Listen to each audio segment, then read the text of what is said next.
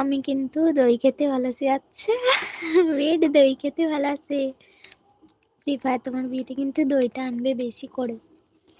প্রত্যেকটা অনুষ্ঠানে কিন্তু দেখি দইটাই শর্ট পড়ে যায়, আর দইটা অল্প অল্প করে দেয়। আমার দই খেতে খুব মজা করে জানো। এ দেখো মলিনা দিদির দই খেতে খুব মজা করে। ঠিক আছে, আমি আজকে আবার ভূমিকে ভালোবাসা দেবো, দেখি কে জলে।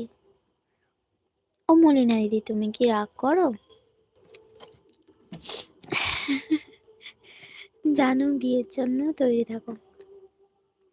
হ্যাঁ, মলিনা দিদি তোমাকে তৈরি থাকতে বলছে, দেখো মিষ্টি দই নিয়ে আসবে।